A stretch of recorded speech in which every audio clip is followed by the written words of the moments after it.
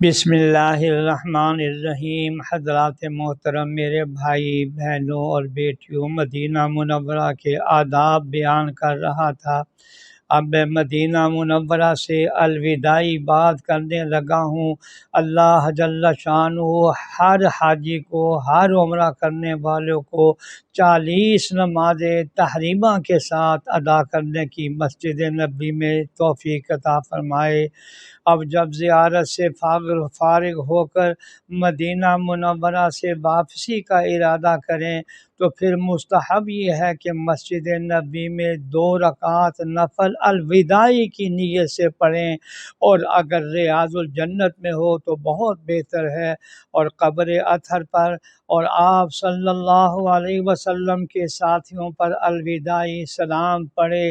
اس کے بعد حج و زیارت کے قبول ہونے اور خیر و عافیت سے اپنے وطن پہنچنے کی دعا کرے، اور اس بات کی دعائیں کریں کہ یہ زیارت آخری زیارت نہ ہو بلکہ چھٹی کی درخواست کرے۔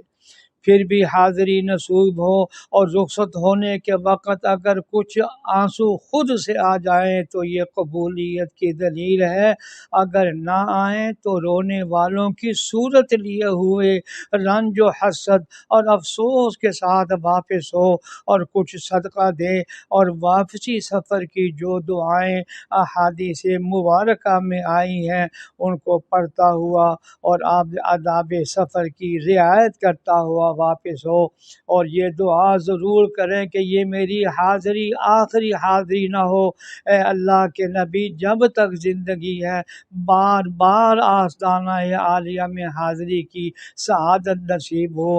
اللہ جل شانہ تمام حجاج کو اور تمام مدینہ منورہ میں حاضری دینے والوں کی حاضری کو قبول فرمائے، بخشش کا ذریعہ بنائے، جہنم سے خلاصی کا ذریعہ بنائے۔